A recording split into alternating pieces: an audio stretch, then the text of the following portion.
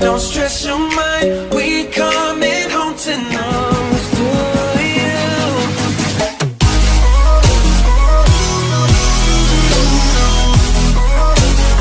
I'll be with you from dusk till dawn, baby.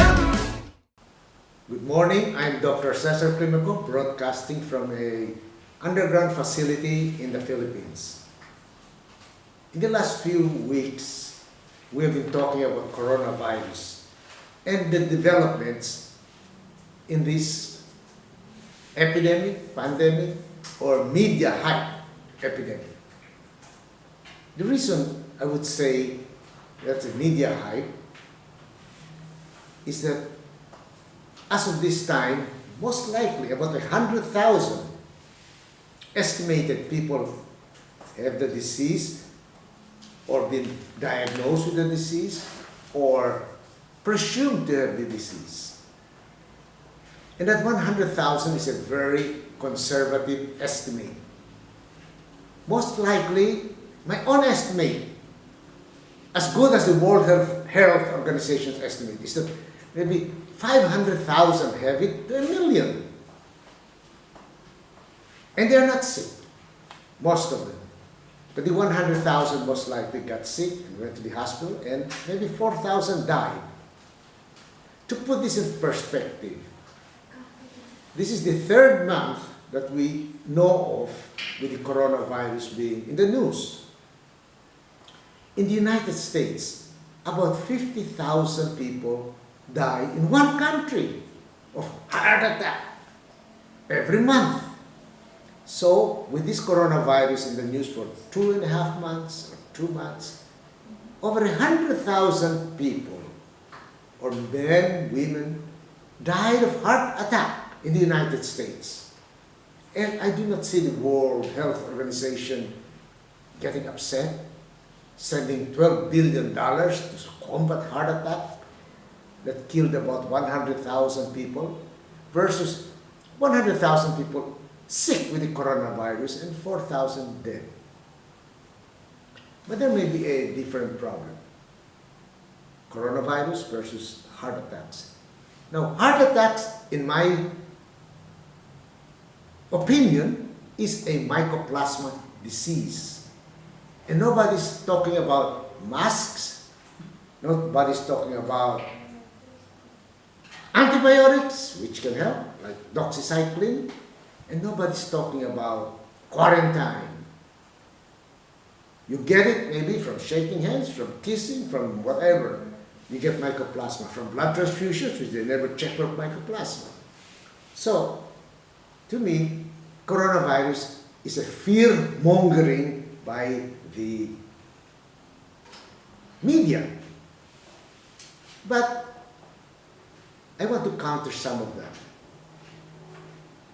Obama said that save the masks for healthcare workers and listen to the experts. Follow the science. The problem is there's not much science with coronavirus since it's only been there for 2 months in the news. But even before the SARS epidemic, people were getting sick with coronavirus, but not really killing them easily. Or maybe they just did not know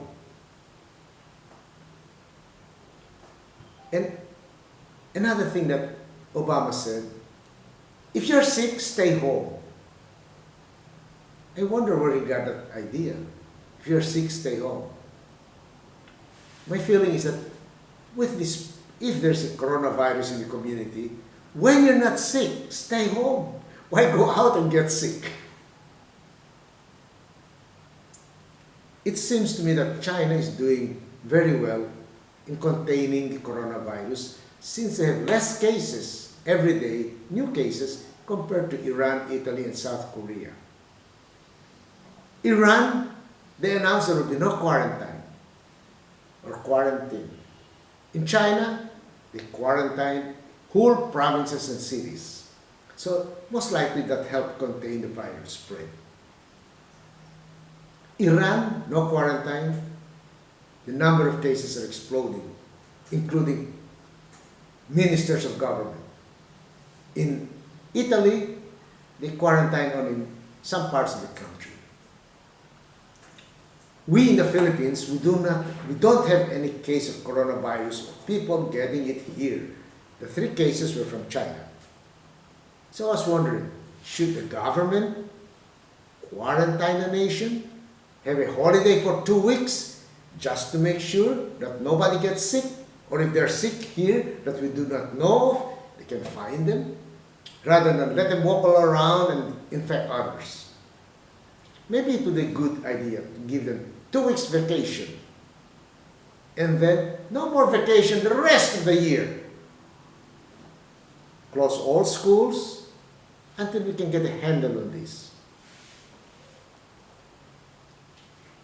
So, coronavirus is a media-generated fear-mongering, fake news. In a way, heart attacks are ignored when there are 100,000 heart attacks and 100,000 coronavirus. And the heart attacks are all dead. Coronavirus, 100,000, 4,000 died. Now, this is the most important part of this blog. In China, there is a video that surfaced that claim that in China, they are using intravenous vitamin C and high-dose vitamin C to cure coronavirus. But the rest of the world, Facebook and Google are supposedly blocking that news. That is criminal of them to block the news when vitamin C can treat coronavirus. Now let's go back to the science of coronavirus. Illnesses. 80% have very mild illness. Maybe 2% die to 3% die. Why concentrate on the dead patients with coronavirus when they're elderly, sick, some other illness like HIV? They should concentrate on the 80% who do not get sick or very sick at all. These people are the key to prevent dying from coronavirus. They should check the vitamin D levels, the vitamin C levels of those who survive. They should check the nutritional elements or things in their body that improves their immunity, like selenium, zinc, maybe vanadium, vitamin E, vitamin A, and other vitamins. Iodine. They should check on the survivors.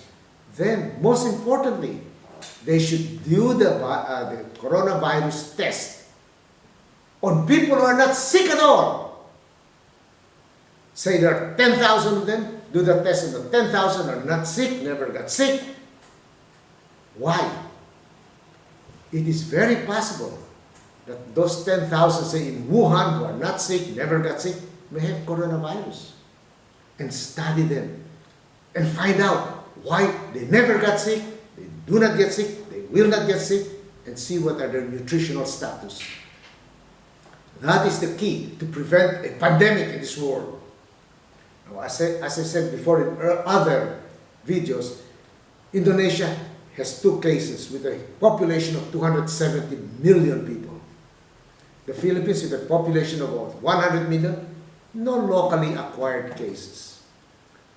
And what could be the reason?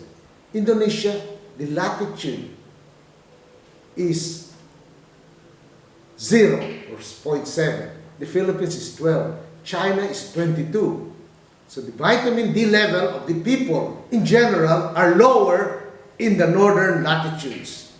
Korea, it's about 36 or 37 latitude. Iran, maybe it's the same. So find out the vitamin D levels of the population in a certain latitude and see how the penetrance of coronavirus appears. And vitamin C levels. Rather than say, we'll spend 12 billion on face masks, 12 billion on this thing, That is not the way to fight an infection. An infection should be fought by finding out why the people died, why the people got sick, and how the other people did not get sick. That is the way to fight the coronavirus. And we'll try to attach a video here about it. Richard Cheng, he's a doctor in Shanghai, talking about intravenous vitamin C.